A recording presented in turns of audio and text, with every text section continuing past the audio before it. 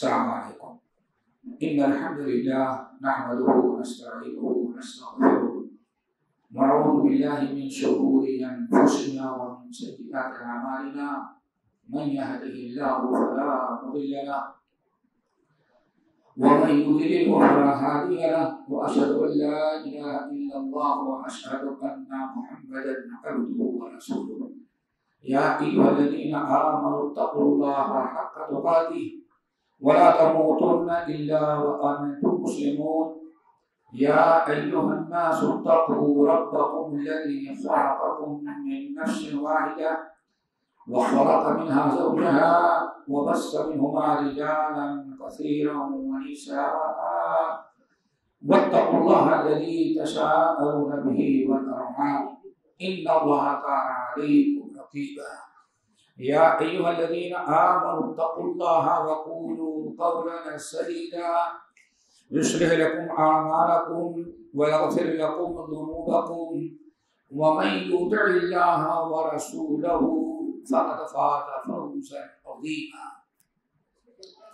اما بعد فان خير الحديث كتاب الله وخير الهدي هدي محمد صلى الله عليه وسلم وشر الامور محدثاتها وكل محدثة بدعة وكل بدعة ضلالة وكل ضلالة في النار فأعوذ بالله السميع العليم من الشيطان الرجيم بسم الله الرحمن الرحيم إن الذين يتلون كتاب الله وأقاموا الصلاة وأنفقوا مما رزقناهم سرا وعلانية يرجون تجارة لن تبور ليوفيهم أجورهم ويزيدهم من فضله إنه غفور شكور۔ علماء کرام، بزرگان دین، نوجوان ساتھیوں، پیارے بچوں اور دینی مائیں اور بہنیں، یہ بڑی مقدس اور خیر و برکت کی مجلس ہے۔ اللہ تعالیٰ ایسی مجالس میں شریک ہونے بیٹھنے کی جو اجر و ثواب ہے اور جن فضیلتوں کا اللہ نے وعدہ کیا ہے، اللہ تعالیٰ ہم سب کو ان کا مستحق بنائے۔ جیسے کہ آپ حضرات نے سنا کہ جس موضوع پر گفتگو کرنی ہے وہ یہ قرآن کی عظمت، اہمیت اور اس کے یاد رکھنے، اس پر عمل کرنے کی ضرورت اور اس کے تقاضے ہیں۔ اللہ تعالیٰ نے ساری آسمانی کتابوں میں سب سے بڑی کتاب قرآن مجید کو بنایا ہے۔ جس طرح سے اللہ تعالیٰ نے سارے نبیوں کا سردار آخری نبی محمد صلی اللہ علیہ وسلم کو بنایا، اسی طرح سے تمام آسمانی کتابوں کا سردار اللہ نے قرآن کو بنایا۔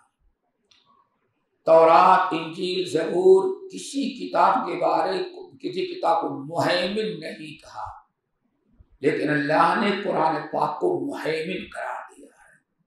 ساری آسمانی کتابوں کی مہیمن، مصدق قرار دیا ہے۔ تمام انبیاء کی، تمام آسمانی کتابوں کی، تمام انبیاء کے دعوت و تبلیغ کی قرآن نے تصدیق کی ہے۔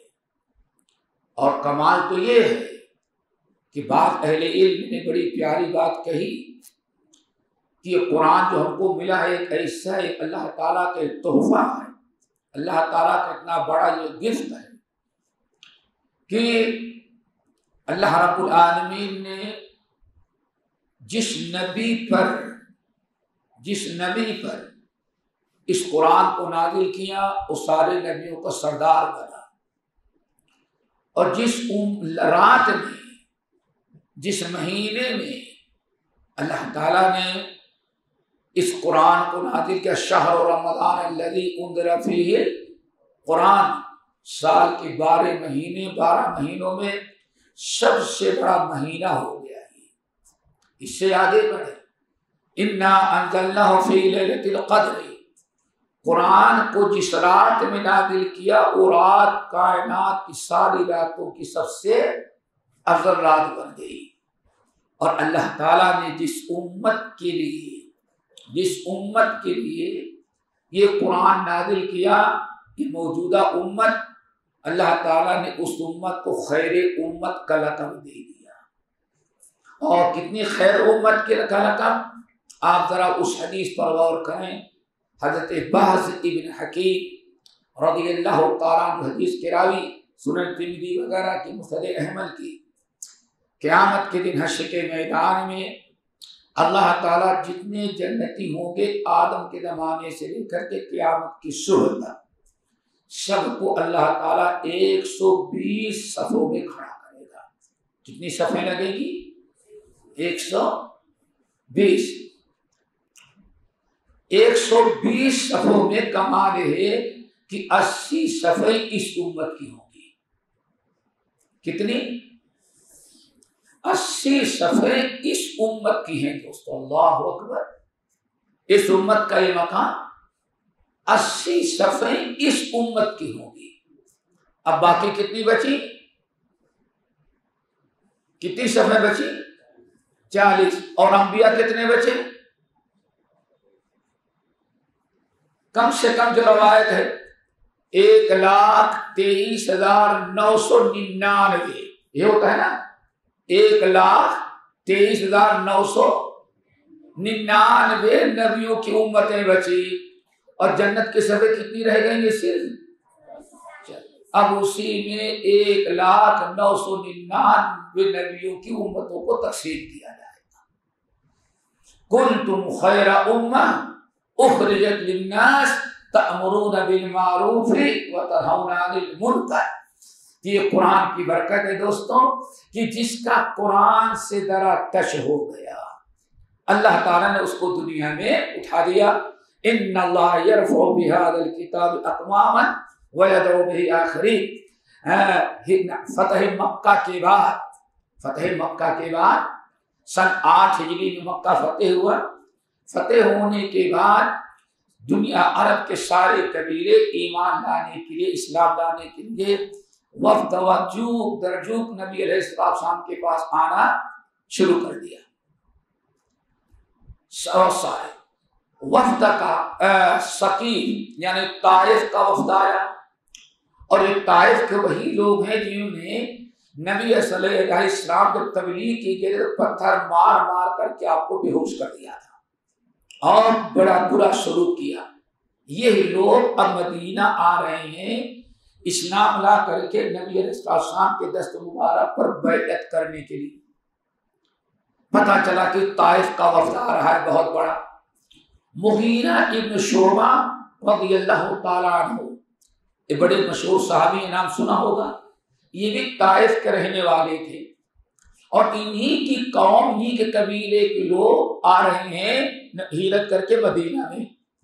تو ان کو کسی زمانے میں جاہلیت میں انہوں نے ان کے ہاتھوں سے قتل ہو گیا تھا تو قوم سے ڈر کر کے اپنی جان بچانے کے لیے مکہ حرم کے اندر چھپ گئی تھی تاکہ ان کی جان بچ جائے. اور طائف کے لوگ اب مکے میں والوں نے پناہ دے دیا تو اب طائف پر کچھ نہیں کر سکتے تھے. اسلام جب آیا اسلام انہوں نے قبول کیا، ہجرت کر کے مدینہ یہ بھی آ گئے. جب طائف کا وفد آنے لگا تو انہوں نے جا کر کے نبی صلی اللہ علیہ وسلم سے پوچھا، اجازت مانگی، یا رسول اللہ اگر آپ اجازت دیں تو میری قوم کے لوگ ہیں مدینہ آ رہے ہیں، ایک جب تک مدینہ میں رہیں گے ان کو ان کی ضیافت ہم کریں گے، ان کے رہنے کا، کھانے کا، سونے کا سارا انتظام ہم کریں جو ہماری قوم کے لوگ ہیں. نبی علیہ السلام نے دلجوئی کی، فرمایا کوئی بات نہیں. جتنے وفد آتے تھے سب مسجد نبوی میں ٹھہرتے تھے. اور یہ طائف کا وفد آیا تو حضرت مغیرہ ابن شعبہ نے کہا کہ میری قوم کے لوگ ہیں اس لیے ان کو ہم وقت اپنا مہمان بنائیں گے. اللہ سبحانہ فرمائے ٹھیک ہے، لیکن انزلہم حیث یسمعون القرآن، ان کے رہنے کا، کھانے کا، پینے کا سارا انتظام تم کرو، لیکن ان کو ٹھہراؤ ایسی جگہ پر جہاں رہ کر کے ان کو برابر قرآن سننے کا موقع ملے. یہ ہے قرآن دوستو. آگے فرمایا یا مغیرۃ انزلہم حیث یسمعون القرآن، کوئی ہمیں اعتراض نہیں ہے، تم ان کے رہنے سہنے کا انتظام کرو، تمہاری قوم ہے، تمہاری برادری ہے، تمہارے قرابت دار ہیں، سارا انتظام کرو، لیکن اپنے گھر میں نہ ٹھہراؤ، ان کو ایسی جگہ ٹھہراؤ جہاں برابر قرآن سننے کے لیے موقع ملتا رہے۔ اللہ اکبر۔ نبی صلی اللہ علیہ وسلم نے نصیحت کی۔ مغیرہ ابن شعبہ نے کہا ٹھیک ہے، مسجد نبوی کے کچھ فاصلے پر ایک گراؤنڈ تھا، میدان خالی تھا، وہیں اپنے قوم کے لوگوں کو ٹھہرا دیا۔ جو قوم کے لوگ آئے ہوئے تھے ان میں ایک سب سے کم سن کم عمر جو تھے ان کا نام تھا عثمان۔ کیا نام تھا؟ عثمان بن ابی العاص۔ عثمان بن عفان نہیں، عثمان بن ابی العاص۔ یہ سب سے کم سن تھے، سب سے چھوٹے تھے پورے عہد میں، اس لیے قوم کے لوگوں نے یہ بچہ کیا کرے گا، ابھی اس کو کیا سوچ بوجھ ہے، ابھی تو کھیلنے کودنے کا زمانہ ہے۔ تو جانوروں کی دیکھ ریکھ، سامان کی دیکھ بھال، ساری چیزوں کی ذمہ داری ان پر ڈال دی۔ اور صبح ہوئی، ناشتہ کیا، سارے وقت کے لوگ مرد عورت نبی علیہ السلام کے پاس آ گئے، مسجد میں دین سیکھتے، قرآن سنتے، سیکھتے، حدیثیں سنتے، نبی صلی اللہ علیہ وسلم تعلیم و تربیت کرتے۔ اور وہ نوجوان جس کو سب سے بیکار سمجھا تھا وہ وہیں چھوڑ دیا تھا۔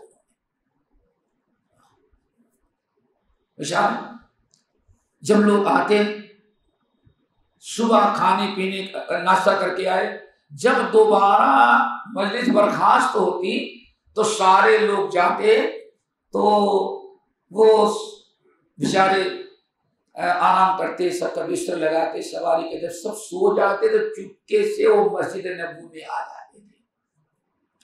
اور یہ ڈر لگا رہتا قوم کو نہ پتہ چلے ان کے اٹھنے کے پہلے واپس نہیں آنا۔ یہ قرآن ہے دوست، نوجوان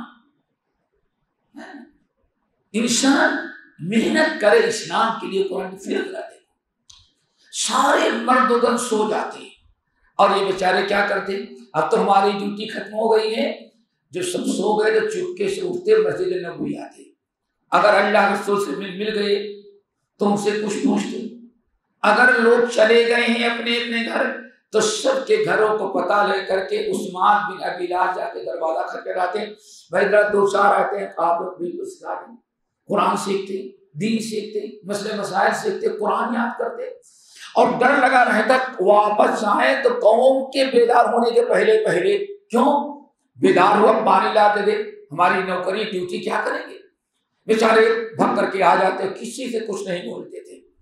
گئے، یہی جب تک لوگ تھے یہی ان کا دستور تھا، جب لوگ چلے جاتے تو ڈیوٹی کرتے اور جب آ کے سو جاتے تو علم حاصل کرنے کے لیے، قرآن سیکھنے کے لیے چلے جاتے۔ جو صحابہ مسجد مل گئے ان سے، جو نہیں ملے ان کے گھر پر دروازہ کھٹکھٹاتے۔ بہرحال کسی کو پتا نہیں، جس دن وقت کے لوگ واپس آ رہے تھے، وقت کے لوگ واپس آ رہے تھے، دین سیکھ کر کے طائف واپس آنے والے تھے، تو نبی علیہ السلام سے آخری ملاقات، الوداعی ملاقات کے لیے سب لوگ گئے، تو انہوں نے عثمان بن ابی العاص اپنے خادم کو بھی لے کے گئے۔ اب 5 وقت کی نماز پڑھنی ہے، امامت کون کرے گا؟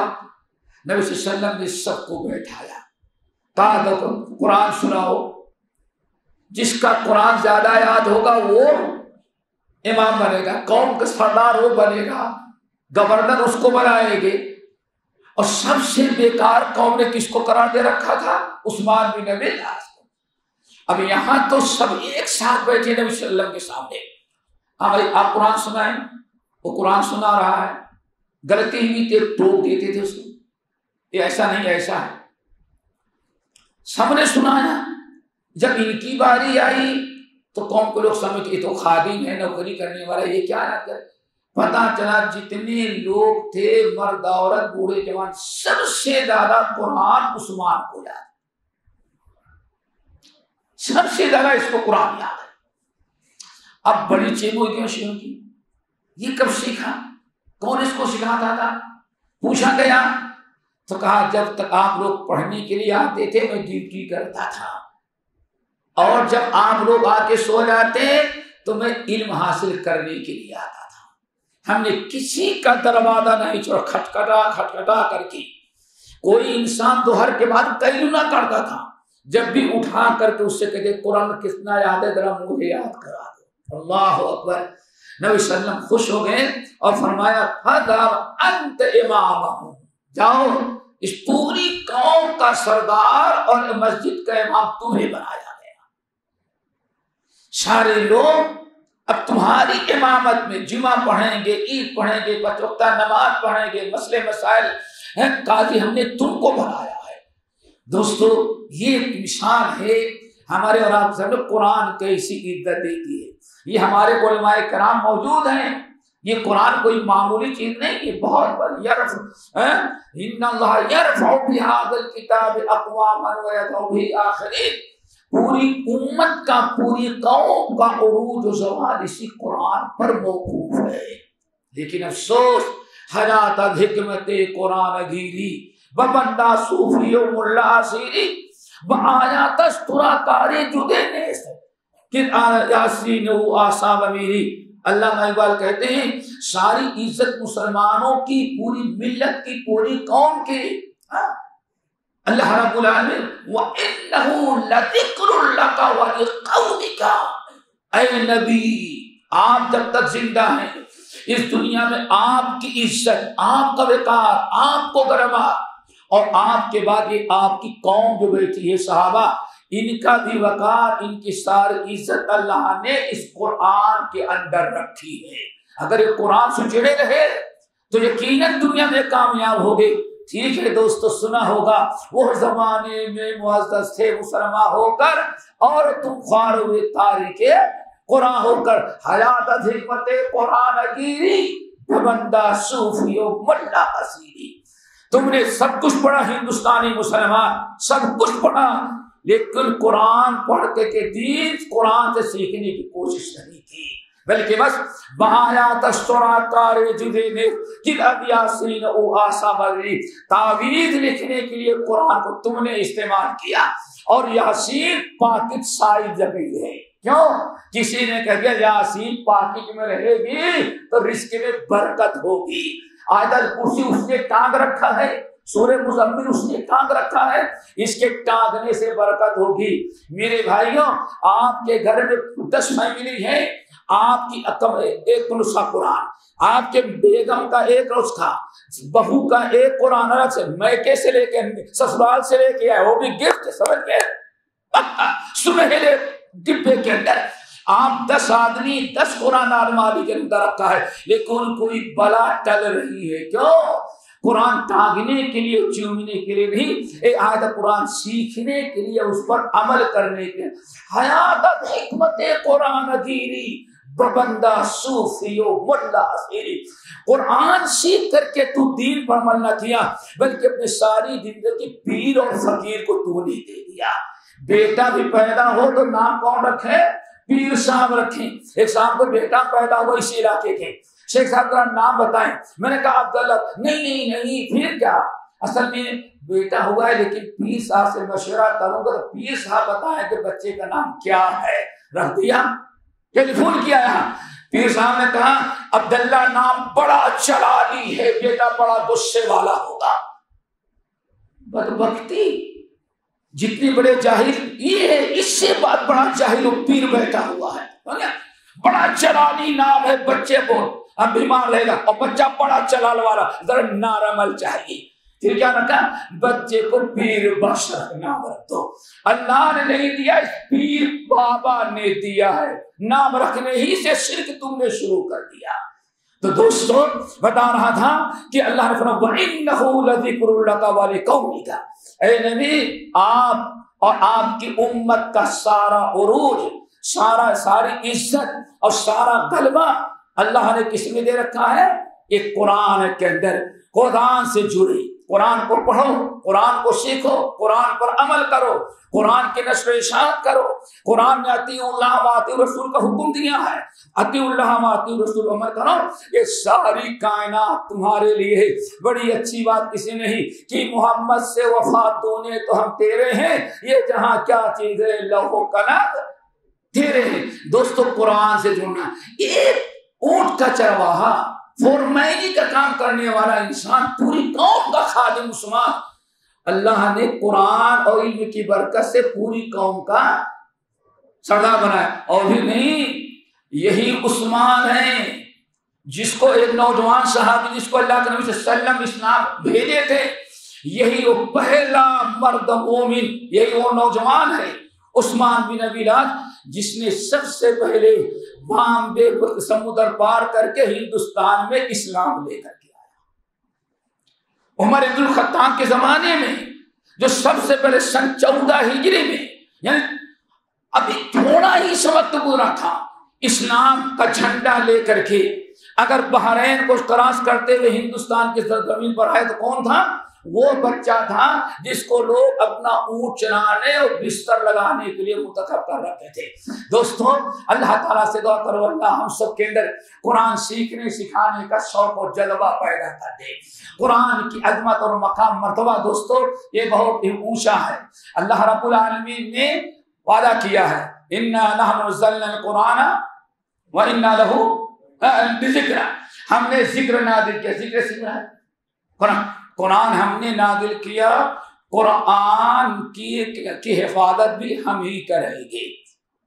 یہاں ایک چیز یاد رکھیے گا، ہمارے مشائخ ہیں کہیں پورے قرآن میں کہیں اللہ نے نہیں کیا کہ ہم نے قرآن نازل کیا. کیا کہا ہے؟ ذکر ذکری. پورے قرآن کو پڑھ ڈالو ادھر بڑا ہے. اللہ نے قرآن کی حفاظت نہیں بلکہ کس کی حفاظت کا؟ اِنَّا نَحْنُ نَزَّلْنَا الذِّكْرَ وَإِنَّا لَهُ لَحَافِظُونَ. ذکر ہم نے نازل کیا اور ذکر کی حفاظت بھی ہم ہی کریں گے. تورات بِمَسْتُحْفِظُوا، تورات کا، انجیل کا، زبور کی حفاظت کی ذمہ داری امت کو دی تھی. قرآن کے حفاظت کی ذمہ داری امت کے سپرد نہیں کیا بلکہ اللہ نے اپنے ذمہ لیا. تمام آسمانی کتابوں میں یہ شرف قرآن کو حاصل ہے کہ قرآن کے حفاظت کی ذمہ داری اللہ نے لیا. بات چل رہی تھی اللہ نے فرمایا ذکر ہے، اور یہیں سے پتا چل گیا اللہ تعالیٰ نے جس طرح سے ذکر کو نازل کیا. تو قرآن پاک سورۃ النساء کی آیت اللہ نے ایک چیز نہیں نازل کی، 2 چیزیں نازل کی ہیں. کیا ہے قرآن؟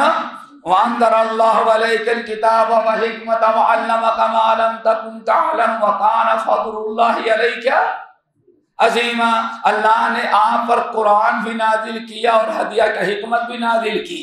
پتا چل گیا نبی پر اللہ نے ایک چیز نہیں بلکہ 2 چیز نازل کی، اور دونوں کو ذکر کہاں؟ اللہ نے فرمایا ذکر کی حفاظت کریں گی. تو قیامت تک جیسے اللہ نے اپنے کتاب کی حفاظت کی ذمہ داری لی، ایسے ہی قیامت تک سنت رسول کی بھی اللہ حفاظت کرے گا. اب حفاظت کیسے کرتا ہے؟ 3 طریقے ہیں دوستو، غور سے سنو. نمبر ایک اللہ تعالیٰ نے قرآن کے اندر کوئی خرد برد نہ ہو سکے. قرآن کی ایک کاپی تو اللہ نے دنیا میں نازل کی، اور اصلی کاپی کہاں رکھی ہے؟ بل ہوا قرآن مجید. پتہ چل گیا یہ قرآن یہی بس نہیں ہے. قرآن کے دشمنوں، قرآن کو غلط کہنے والوں، قرآن کو مٹانے والوں، تم مسلمانوں کی مسجدوں سے قرآن کے نسخے توہین کرو گے، روڈ پر جلاؤ گے، وہاں تک کیسے تم پہنچو گے؟ اصلی کاپی تو وہاں رکھی ہوئی ہے، تیرا دادا بھی وہاں تک نہیں پہنچ سکے گا. قرآن کیسے مٹے گا؟ قرآن کیسے مٹے گا؟ بل ہوا قرآن مجید فی، یہ قرآن جو تم ہے وہاں بھی موجود ہے. اصلی کاپی تو بڑی کاپی وہاں ہے، فی لوح محفوظ، نامیرہ رکھ رکھا ہے، محفوظ رہنے والی تختی. لوحہ بولتے ہیں نا، محفوظ رہنے والی. وہاں تک کسی کی نہیں جا سکتی، چاہے ATM خراب کرو یا کچھ بھی کرو، وہاں تک پہنچنا تمہارے باپ دادا کے کام نہیں. اور وہاں جو جاتے ہیں، جو کوشش کرتا ہے اللہ تعالیٰ نے میزائل فٹ کر رکھا ہے، نکلا اور جلا کر کے واپس جلا دیتا ہے. اب زمین تک کسی کم وقت کو لوٹنے کی جرات نہیں ہوتی. جہاں کوئی پہنچنے کی کوشش کی فاطمہ شہاب ثاقب، جیسے اوپر چڑھنا چاہا آگ کا انگارہ آیا اور کھینچ کر کے جلا کے برابر کر دیا. ہم لوگ کا ستارہ ٹوٹا ہے، ستارہ نہیں، کوئی شیطان اوپر گیا جا رہا تھا چوری کرنے کے لیے. اللہ نے پہلے ہی سے ستاروں کا میزائل فٹ کرنا ہے، اس کو سسٹم جہاں نظر آیا دھماکہ کر کے جلا دیا. اس کو کہاں تک جاؤ گے؟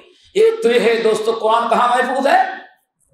نمبر دو بل هو آیات بینات فی صدور الذین،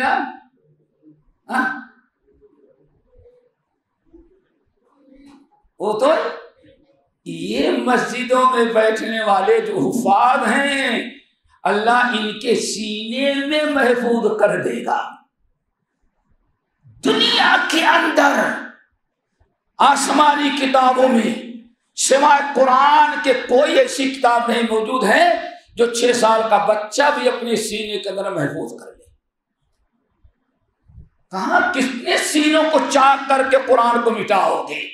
الماریوں کا قرآن تم جلا سکتے ہو، توہین کر سکتے ہو، لیکن یہ اللہ تعالیٰ بل هو آیات بینات فی صدور الذین. نمبر 2 اللہ تعالیٰ نے قرآن کو کتابت کے ذریعے محفوظ کیا. فرمایا الرحمن علم القرآن خلق الانسان علمہ البیان. اقرأ بسم ربک الذی خلق خلق الانسان من علق اقرأ وربک الاکرم. آگے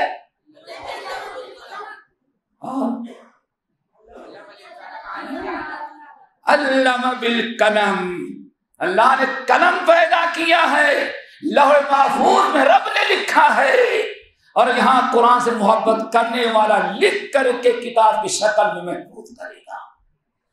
قرآن کو مٹانے کا کوئی تصور ہی نہیں کر سکتا. ہارون رشید کے دربار میں ایک یہودی تھا. یہودی جانتے ہیں نا، بڑا کیا کہتے ہیں، رائٹنگ اس کی بڑی کیا خوشخط کہتے ہیں، خط خوشخط سمجھتے نا، بہترین رائٹنگ والا تھا. لیکن تھا یہودی تھا. تنخواہ بڑھانے کے لیے کہہ رہا تھا. ہارون رشید نے تنخواہ نہیں بڑھائی، وہ بھی اکڑ گیا، استعفیٰ دے کے نکل گیا. تنخواہ نہیں بڑھاتے، میں اب ہارون رشید کا منشی قلب کیا کہتے ہیں، منشی نہیں رہوں گا. اس کو بڑا گھمنڈ ہے، میں اتنا بہترین خوشخط ہوں، خطاط ہوں، ان کی تنخواہ زیادہ تو ہم کہیں بھی بیٹھ کر کے ہم لوگوں پر خطاطی کر کے بہت کچھ کما لیں گے. نکل گیا بھائی. سب سے پہلے اس نے تورات کے 3 نسخے تیار کیے. کس کے؟ اللہ تعالیٰ کام کیسے لیتا ہے. بل هو آیات بینات فی صدور الذین اوتوا العلم. ہم نے سینے میں لوگوں کے سینے میں ہم نے قرآن کو محفوظ کر دیا ہے. آیات بینات.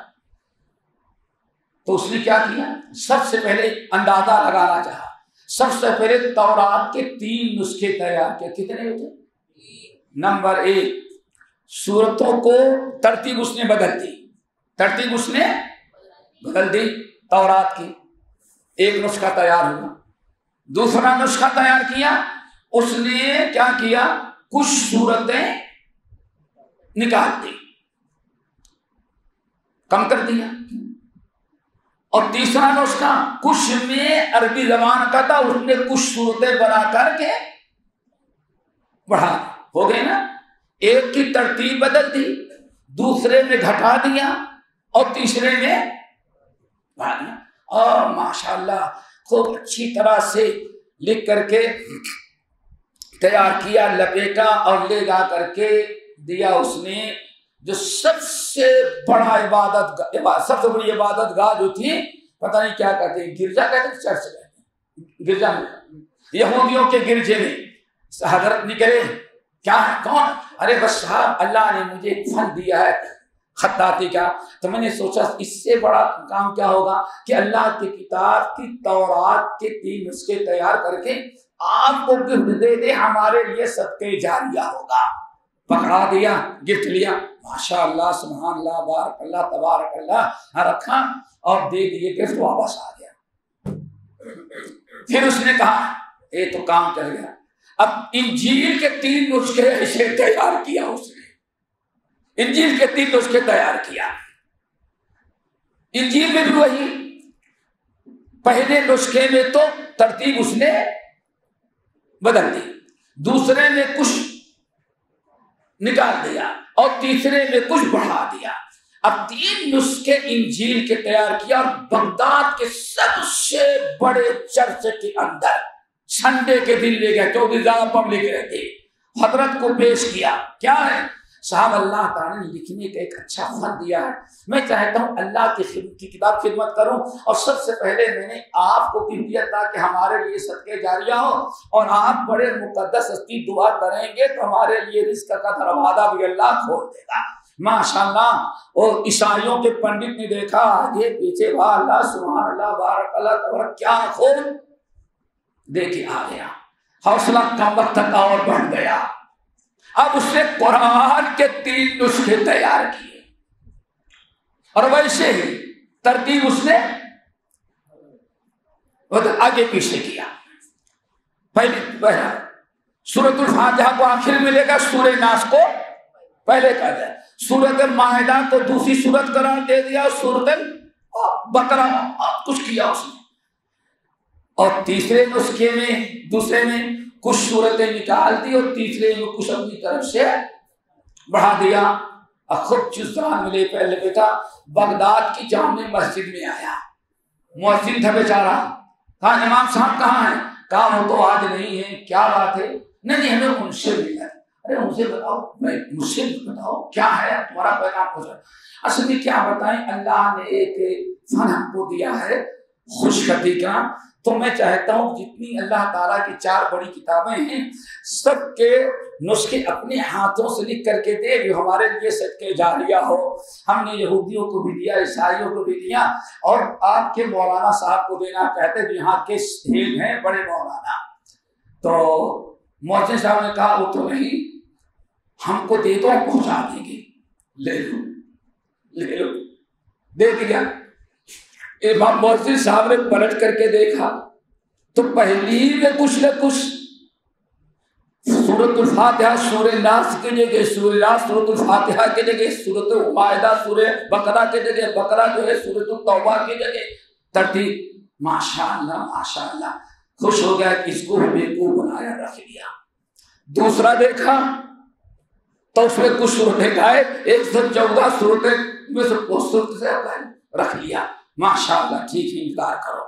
تیسرا دیکھا وہی ماشاءاللہ رکھ دیا۔ اندر گئے تو بیٹھو، وہ سمجھا کہ گئے یہودی عیسائی مومنیوں کے پاکٹ میں تھا، دے دیے تحفہ، یہ ملا کیا ہوگا، گیا ہوگا لانے کے لیے۔ وہ چلے گئے، بیٹھا انتظار سے دیکھ رہا ہے، وہ لے کے رسی آئے، کیا لے کے آئے، اور پکڑ کے کم وقت کو باندھ دیا، پکڑ کے اس کو باندھ دیا اور مسجد کے ستون پہ اس کو جکڑ دیا۔ اب موڑنا آئیں گے تب تو یہ گفٹ ملے گا، سمجھ گئے نا۔ اب شور مچا، محلے کے بہت سارے ذمہ دار، کیا ہوا، ایک کم وقت قرآن میں بگاڑ پیدا کرتا ہے۔ 3 نسخے ہم کو قرآن کیا دھوکہ دے کے، ایک میں ترتیب بدل دی ہے، دوسرے میں صورتیں نکال دی ہے، تیسرے میں اپنی طرف بڑھا دیا ہے۔ ایک بے دین انسان قرآن کے ساتھ مسخرہ کرتا ہے، آپ بیچارہ پریشان، ایک ہی قتل کیا جائے گا۔ بہرحال اب ہارون رشید کو اطلاع دی گئی، ہارون رشید لازمی چیزیں، کسی گردن مارنی ہے تو عدالت اولیاء سے خلیفہ کی دستخط ہونی چاہیے۔ ہارون رشید نے بلایا اس کو، اب اور ڈر گیا، مؤذن صاحب نے تو باندھ دیا، اب خلیفہ کے بعد جاؤ میرا کیا حشر کرے گا؟ کھافتا ہوا گیا، اور مودی صاحب کچھ سننے کے لیے تیار نہیں، بغداد کی پبلک کچھ بھی بات نہیں قبول کر، سیدھے تم کو ہو جائیں گے۔ وہاں گیا تو کہنے لگا امیر المومنین اللہ کی قسم میرا مقصد امتحان لینا تھا، لوگ کہتے ہیں قرآن کی حفاظت اللہ کرے گا اور قرآن کے اندر کوئی تبدیلی نہیں کر سکتا، تو ہم نے سب سے پہلے یہودیوں کا امتحان لیا، ہم نے ایسے ہی ترتیب بدل ان کی دی، اس بیوقوف کو یہ پتا نہیں کہ کیسے کیا کیا ہے، وہ چونتا ہے گفٹ ہم کو دے رہا ہے، پتا چلا تورات کی حفاظت کی گارنٹی اللہ نے نہیں دیا ہے۔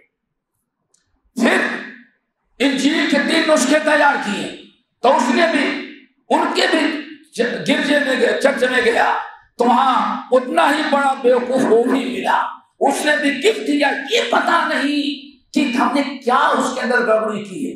اور قرآن کا نسخہ جب تیار کیا تو کسی عالم، کسی امام مفتی کے پہلے مؤذن کو دیا، تو مؤذن نے بھی ہماری غلطی کو پکڑ لی۔ امیر المومنین میں امتحان لے رہا تھا، اشہد ان لا الہ الا اللہ و اشہد ان محمد رسول اللہ، کلمہ پڑھ کے اسی وقت مسلمان ہو گیا۔ دوستو یہ قرآن ہے، اللہ تعالیٰ سے دعا کرو کہ ہم سب کو قرآن کی حفاظت کرے، اے حفظ کرنے والا قرآن سیکھنے والا بھائی۔ دوستوں قرآن کے حفظ کرنے اور قرآن کا جو یہ سلسلہ جو ہوتا ہے قرآن کی یاد کرنے کا، قرآن کے پڑھانے کا اور قرآن کی ترجمے کا، تفسیر کا، حدیث کا، مقصد یہ ہوتا ہے کہ امت اس سے اصلاح کرے اور یہ دین قیامت تک اصلی حالت میں باقی رکھا جا سکے، اس میں کوئی رد و بدل، کوئی تبدیلی نہ آئے۔ میرے بھائیوں اس کی بڑی فضیلت بیان کی گئی ہے۔ نمبر 1 ہم نے سورۃ فاطر کی 2 آیتیں تلاوت کی تھی ابتدا میں، ان الذين يتلون كتاب الله واقاموا الصلاة وانفقوا مما رزقناهم سرا وعلانية يرجون تجارة لن تبور ليوفيهم أجورهم ويزيدهم من فضله إنه غفور شکور۔ اللہ رب العالمین فرمایا ذرا غور کرے، قرآن تلاوت قرآن، قرآن پڑھنا، قرآن سے جڑنا کتنی بڑی چیز ہے۔ ارکان 5 میں 2 رکن کیا ہے؟ 3 رکن۔ نمبر 1 ایمان ہے نا، ایمان۔ نمبر 2 اقامت الصلاۃ، نمبر 3 ایتاء زکات۔ اللہ نے ان تینوں ارکان 5 کے ساتھ تلاوت قرآن کا کو جوڑ دیا ہے۔ ان الذين يتلون كتاب الله، ان الذين يتلون كتاب الله واقاموا الصلاة وانفقوا مما رزقناهم سرا وعلانية،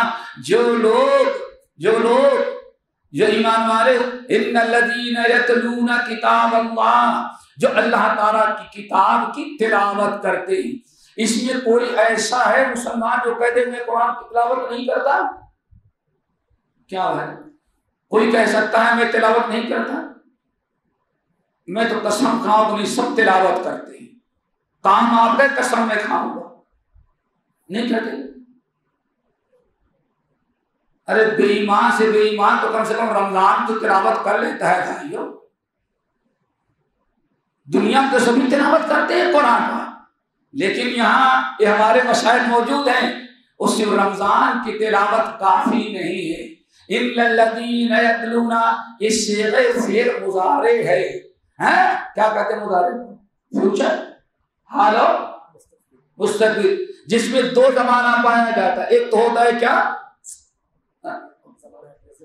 پرزینٹ، اور دوسرا فیوچر۔ ان الذین یتلون، اور اس کے اندر تمام کنٹینیو، کیا کہتے ہیں؟ کنٹینیو۔ اب ایسا نہیں تلاوت اس نے بھی کیا جس نے رمضان میں پڑھا، اور تہوارات وہ بھی اس نے بھی کیا جس نے جمعے کو پڑھا، اور اس نے بھی تلاوت کیا جو روزانہ تلاوت کرتا ہے۔ کوئی تلاوت کا سیزن نہیں ہے کہ اس زمانے میں تلاوت ہو۔ ان الذین یتلون کتاب اللہ، جو برابر اللہ تعالیٰ کی کتاب کی تلاوت کیا کرتے ہیں۔ اور اللہ تعالیٰ سے دعا کرو، تلاوت قرآن میں بڑی برکت ہے دوستو، عام اوقات میں کرو، خصوصاً ترمذی کی حدیث بستر پر آنے کے بعد نبی صلی اللہ علیہ وسلم نے ارشاد فرمایا یا معاشر التجار، یا معاشر التجار، اے تاجروں، اے مارکیٹ میں رہنے والے لوگوں، بزنس مین، تم اپنے آپ کو گناہوں سے کتنا بھی بچانا چاہو لیکن تم گناہوں سے بچ نہیں سکتے، کتنی بھی کرو گے کم سے کم نگاہیں تو گڑبڑ کر ہو ہی جائیں گی۔ سمجھے مارکیٹ میں ہو، گھر پہ نہیں ہو، دروازہ نہیں بند کر سکتے، کتنا بھی کرو گے مارکیٹ والے کبھی تم گناہ سے بچ نہیں سکتے۔ لیکن اب ذرا سوچو، روزانہ صبح سے شام تک مارکیٹ میں ہے، پتہ نہیں کتنے گناہ کان نے کیا، کتنے زبان نے کیا، کتنے گناہ آنکھوں نے کیا، کتنا ہاتھ نے کیا، کوئی گن نہیں سکتے ہیں۔ اللہ سے فرمایا ایک عمل بتا دیتا ہوں تاکہ جتنے گناہ شیطان مارکیٹ میں تم سے کروایا ہے، گھر میں آؤ، بستر پر جاؤ تو بستر پہ جانے کے بعد اللہ تعالیٰ سارے گناہوں کو تمہاری مغفرت کر دی۔ یا معاشر التجار، اے تاجروں کے گروہ، تم کبھی بھی گناہ سے نہیں بچ سکتے مارکیٹ میں، اس لیے اگر چاہو کہ تمہارے گناہوں کی روزانہ مغفرت ہوتی رہے تو ایسا کرنا کہ رات کو جب فرد کر کے آنا تو قرآن پاک کی چل رہی آیت صحیح تلاوت کر کے سونا۔ ایک معمول بنا دو دوستو، ہمیشہ جب باہر آئے، باہر سے آئے تو سونے کے پہلے 10، 5، 20، 25 آیتیں پڑھ کر کے سو۔ کتنا گناہ ہوا ہوگا، کتنا گناہ ہوا ہوگا، چلو 100 گناہ تم سے شیطان نے مارکیٹ میں کرایا، 10 آنکھوں کا ہے، 5 کانوں کا ہے، 25 ہاتھوں کا ہے، 100 گناہ تم سے کروایا، کتنے گناہ ہوئے؟ 100۔ اور اگر آپ نے 5 آیتیں پڑھ لی اور 5 آیت میں ہو سکتا ہے 100 حرف ہو، کتنے؟ اب 100 حرف میں ہر حرف قرآن کا ہر حرف کا مطلب ہر حرف کے بدلے کتنی نیکی؟ اب اگر 100 حرف آپ نے قرآن کے پڑھے تو کتنی نیکی ہو گئی؟ ایک ہزار ہو گئی نا۔ اللہ کا مارکیٹ میں شیطان نے 100 گناہ کروایا، رحمان نے بستر پر آئے تو 1000 نیکیاں دے دی۔ دوستو کس کی برکت ہے؟ تلاوت قرآن۔ پھر تلاوت کا 2 معنی آتا ہے دوستو، وہ بھی ذرا اچھی طرح سمجھے، حدیث کی روشنی میں بات گفتگو۔ کتنے معنی ہوتے ہیں؟ ایک ہے زبان سے تلاوت کرنا، شوق کے ساتھ، جذبے کے ساتھ، اجر و ثواب کی نیت سے، اللہ تعالیٰ کا تقرب حاصل کرنے کے لیے۔ اللہ کا کلام ہے، ہم اللہ کی کتاب پڑھتے ہیں، برکت ہوتی ہے، رحمتیں آتی ہیں، سکینہ نازل ہوتا ہے، رحمت کے فرشتے آتے ہیں، سکون قلب ہوتا ہے، ساری برکتیں۔ ایک تو ہے دوستو تلاوت، یتلو علیہم آیاتہ ویزکیہم، قرآن کی تلاوت کریں۔ لیکن قرآن نے صرف تلاوت کا حکم نہیں دیا، کامیابی کا بھی دوستو تلاوت کریں اور تلاوت کا حق ادا کریں، ٹھیک ہے نا؟ تلاوت کریں اور تلاوت کا حق ادا کریں۔ اب ہمیں اللہ تعالیٰ نے قرآن کی تلاوت کا حکم دیا، لیکن فرمایا کمال ان کا ہے جو تلاوت کرتے تو ہماری کتاب کا حق ادا کرتے ہیں۔ وہ کیا؟ الذین آتیناہم الکتاب یتلونہ حق، ہے نا قرآن پاک میں صرف تلاوت کا حکم نہیں، تلاوت کے ساتھ کتنا؟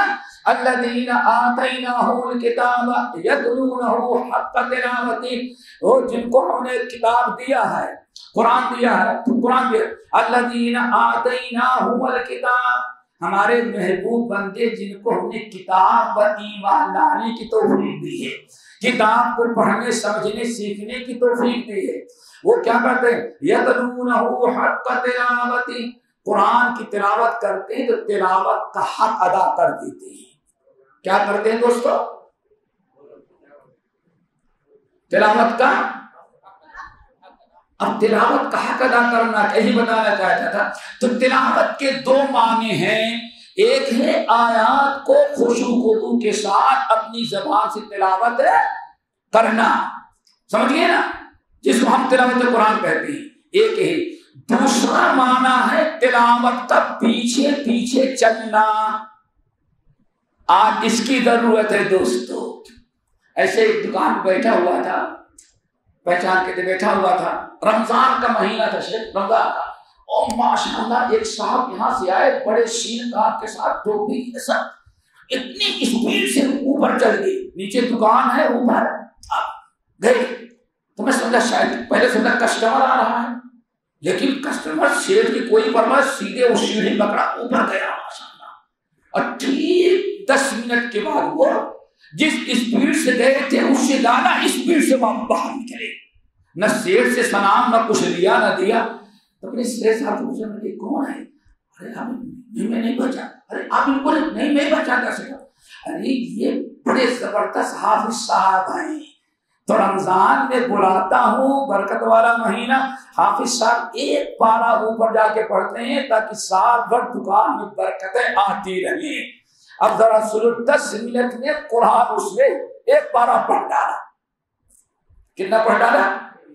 آج کیا حاشر ہے، ہمارے زمانے میں جامع سلفیہ میں ایک صاحب آتے تھے، بھینس پال رکھے تھے، حافظ صاحب بھینس پال رکھے تھے، اور آتے تھے کپڑا نہیں پہنتے تھے، جیسے کیرلا والے لنگی اٹھا کے رکھتے ہیں نا، ایسے لنگی باندھ کے رکھتے تھے۔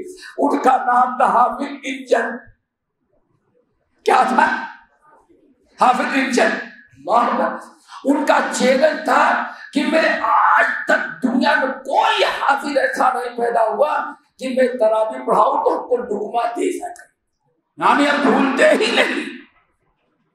اب ذرا بتائیے، ارے رمضان میں 3 مہینہ پہلے سے ہم سب ہمارے ہاں تراویح پڑھا، ہمارے ہاں، اور ہوا کیا اتنے اسپیڈ سے پڑھتے تھے، سننے والوں کو پتا چلے کہ کیا پڑھ رہے، تب نہ لقمہ دے گا، وہ لقمہ کب دے گا جب سننے والوں کو پتا چلے کہ ہم سب کیا پڑھ رہے۔ اتنا تیز پڑھتے تھے، بیٹھتے تھے، سننے والے کو پتا ہی نہیں۔ ہاں رکوع میں جانے کے پہلے یعملون،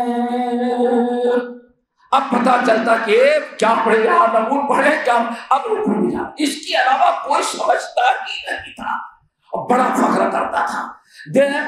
مجھے یاد ہے اللہ اکبر سے، یہ سہارنپور کی جامع مسجد بڑی اہل حدیث افتتاح کے لیے ہم کو بلایا، پہلا رمضان تھا، جب وہاں افتتاح کر کے لوٹا تو میرٹھ میں رکنا تھا، میرٹھ چوراہے پر رکا، ماشاء اللہ ایک ہی مسجد ہے، دوسری تراویح 2 جگہ سے آواز آئی، ایک اوپر سے ایک نیچے سے۔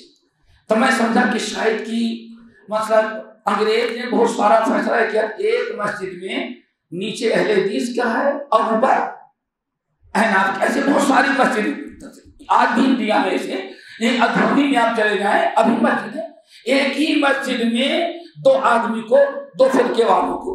تو میں کہا کہ یہ 2 فرقے والوں کی مسجد ہے کیا؟ کہنے ایک ہی فرقے کی۔ میں نے کہا پھر یہ اوپر نیچے کیوں؟ اوپر 20 والے ہیں، نیچے 8 والے، کہا نہیں سب 20 والے ہیں۔ تو میں نے کہا ایک دیوبندی مسلک ہوگا، دوسرے سنی بریلی مسلک کا، نہیں سب ہمارے ہیں لوگ۔ میں نے کہا پھر آخر ایک ہی مسجد 2 آواز کیسے آ رہی ہے؟ کہا اصل میں واللہ افسوس کر رہے، کہا نہیں اصل میں مارکیٹ کے معاملے ہر طرح کے لوگ ہیں، سلو والے اوپر ہیں، فاسٹ والے نیچے ہیں، یہ قرآن کا حشر ہے، یہ میرا جسمانی واقعہ میرا چوراہے کا، میرے بھائی اس سے کیا فائدہ ہوا؟ تو تلاوت کیا ہے؟ ہمارے یہاں تراویح وہ ہے اسپیڈ سے پڑھی جائے، اور اللہ کیا فرماتے ہیں؟ وَرَتِّلِ الْقُرْآنَ وَلَا تَعْجَلْ بِالْقُرْآنِ مِنْ قَبْلِ أَنْ يُقْضَىٰ إِلَيْكَ وَحْيُهُ وَقُلْ رَبِّ زِدْنِي عِلْمًا لَا تُحَرِّكْ بِهِ لِسَانَكَ لِتَعْجَلَ بِهِ إِنَّ عَلَيْنَا جَمْعَهُ، اور قرآن پاک اللہ نبی کو پابند کرتا ہے، نبی خبردار قرآن پڑھیں تو خوب اطمینان سے پڑھیں، وَرَتِّلِ الْقُرْآنَ، یہ جلدی والا قرآن نہ پڑھے، اتنی اسپیڈ والا۔ لیکن ہمارے ہاں آج سب سے بڑی کامیابی اس امام کی ہوتی ہے جو تراویح میں خوب اسپیڈ استعمال کرے. سنا ہوگا پوری دنیا نے دیکھا ہے کہ آپ کے شہر سے تراویح پڑھانے والے کو گفٹ میں کار دی جا رہی ہے. یاد ہے نا؟ نہیں دیکھے چراغ چلے اندھیرا. سوچو ذرا سا کیوں؟ تو قرآن نے حکم دیا تلاوت دیتے ہیں دوستو زبان سے تلاوت کرنا، اور ایک ہے حق تلاوتی، قرآن کی ایسی تلاوت کرو جس سے تلاوت کا وہ کیا ہے؟ الذین آتیناہم الکتاب یتلونہ حق اولئک یؤمنون بہ. یہ جملہ ذرا یاد رکھو. الذین آتیناہم الکتاب یتلونہ حق تلاوتہ اولئک یؤمنون بہ. جن کو ہم نے کتاب دیا، قرآن دیا، تو قرآن کی تلاوت کرتے تلاوت کا حق ادا کر دیتے ہیں. جو تلاوت کا حق ادا کرتے ہیں اولئک یؤمنون بہ، اصل میں یہ ہے جو اللہ تعالیٰ کی کتاب پر ایمان رکھنے. اللہ اکبر. اولئک یؤمنون بہ پر غور کرو دوستو. تو یاد رکھیں ایک ہے زبان سے تلاوت کرنا اور زبان سے پڑھنا، اور دوسرا تلاوت کا معنی آتا ہے اتباع کرنا. کیا کرنا؟ پیچھے پیچھے چلنا. ہے کہیں قرآن میں اس کی دلیل؟ والشمس وضحاها. روزانہ تو پڑھتے ہو، نماز تو پڑھتے ہو پیچھے پیچھے. والشمس وضحاها والقمر اذا. سب تم لوگوں کو یاد ہے یار، ہم کو کچھ کرنے کی ضرورت ہی نہیں ہے. سورج چمک دمک کے ساتھ قسم ہے سورج کی جو چمک رہا ہے، اول قمر اور چاند کی بھی قسم جو سورج کے پیچھے پیچھے آ رہا ہے. کیا تھا شاید یہی ترجمہ ہوگا نا؟ والقمر اذا. سورج گیا، چاند اس کے پیچھے پیچھے آ رہا ہے. تو تلاوت کا مطلب الذین آتیناہم الکتاب یتلونہ حق تلاوتہ، تلاوت کرتے ہیں جو اس کے پیچھے پیچھے چلتے ہیں. یعنی صرف پڑھتے نہیں بلکہ قرآن پر عمل بھی کرتے ہیں. اللہ یتلونہ حق تلاوتہ. اس لیے عبداللہ بن مسعود، عبداللہ بن عباس اور تمام سلف نے کہا الذین آتیناہم الکتاب یتلونہ حق تلاوتہ اے یتبعونہ حق اتباعی. اصل میں اللہ کی کتاب پر ایمان رکھنے والے، اللہ کی کتاب کی تلاوت کرنے والے تو وہ ہیں جو ایمان بھی رکھتے ہیں، پڑھتے بھی ہیں اور اس پر عمل بھی کرتے ہیں. اللہ تعالیٰ سے دعا کرو ہم سب کو اللہ اپنی کتاب سیکھنے، سکھانے اور اس پر عمل کرنے کی توفیق نصیب فرمائے. دوستوں کتنی برکت ہے. حضرت عبداللہ بن عباس رضی اللہ تعالیٰ عنہما، ذرا دوستوں غور سے سنو، اور بڑے خوش نصیب ہیں وہ لوگ جو اپنے بچوں کو حفظ کراتے ہیں. بڑے خوش نصیب وہ لوگ ہیں جو بچوں کے تحفیظ کا انتظام کرتے ہیں. ماں باپ بھی خوش نصیب، انتظام کرنے والے بھی خوش نصیب، اور بچے کا کیا پوچھنا. عبداللہ بن عباس رضی اللہ تعالیٰ عنہ کی حدیث بسند صحیح حاکم وغیرہ میں موجود ہے. آپ نے ارشاد فرمایا من قرأ القرآن فتعلمہ وعمل بہ. جس ماں باپ نے قربانی دی اور اپنے بچے کو قرآن سیکھنے سکھانے کے لیے وقف کیا، اب اگر وہ بچہ جس کے ماں باپ نے بڑی ہی قربانیاں دی، یہ نہیں دیکھا کہ فلاں کیا کہتا ہے، فلاں کیا کہہ رہا ہے، اپنے بچوں کو تعلیم دی، قرآن کی حفظ کرایا، عالم بنانے کی فکر کی، قرآن یاد کرایا، تجوید سکھایا، حافظ بنایا، حافظ بن جانے کے بعد عالم بنانے کی فکر کی، تو اللہ رسول کا فرمایا من تعلم من قرأ القرآن فتعلمہ وعمل بہ البس والداہ تاجا ذوبہ کضاء النہار. جس ماں باپ نے اپنے بچے کو حفظ کرایا، قرآن پڑھایا، قرآن سیکھنے سکھانے کے لیے علم دینے کی کوشش کی مدرسے کے ذریعے، علماء کے ذریعے۔ اب یہ بچہ جب قرآن پڑھا، ماں باپ تو کچھ نہیں کیے، صرف قربانی دی، بچے کو پڑھایا۔ ساری محنت کس نے کیا؟ مولانا نے کیا، ٹیچر نے کیا اور بچے نے کیا، اور مزہ کون اٹھا رہا ہے بھائی؟ ماں باپ۔ اب ذرا سوچیں،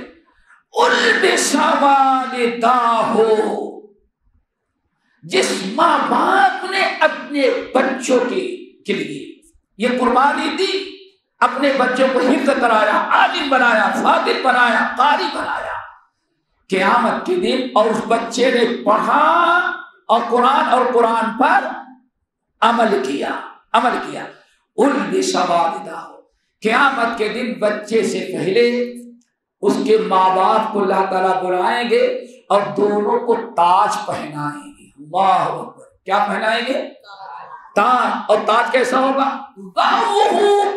الشمس، دن کے 12 بجے سورج کی چمک روشنی جو ہے، ماں باپ کے استاد کے سامنے سورج کی روشنی بھی ختم ہو جائے، اتنا نور ہوگا وہ تاج نور کا بنا ہوا ہے۔ اور ماں باپ پہنیں گے تو سورج سے ہزاروں گنا روشنی چمک ماں باپ کو اس تاج پر ہوگی۔ تاج پہنایا گیا تو ماں باپ کو تو اللہ نے بلا کے پہنا دیا، دنیا میں سوچا بھی نہیں تھا۔ جب حشر کے میدان میں بلایا، پہنا دیا، تو کہتے ہیں اللہ تعالیٰ یہ ہم نے کوئی ایسا عمل تو نہیں کیا جس کی بنا پہ اتنا عالیشان تاج پہنا دے کہ سورج کی روشنی بھی پھیلے جائے اس کے سامنے۔ اتنا بڑا تاج کیسے، کس بنا پر؟ نماز کا ثواب دے رہا ہے، روزے کا ثواب کس نیکی کی بنا پر یہ اتنا بڑا ہمیں اعزاز دیا؟ اللہ فرمائے بے تعلیم ولدکما القرآن، کیونکہ تم لوگوں نے ماں باپ نے بڑی دعاؤں کے ساتھ اپنی اولاد، اپنے بیٹے بیٹی کو تم نے قرآن کی تعلیم دی تھی۔ اللہ اکبر! سمجھیے بیٹے فضیلت کتنا اونچا مقام۔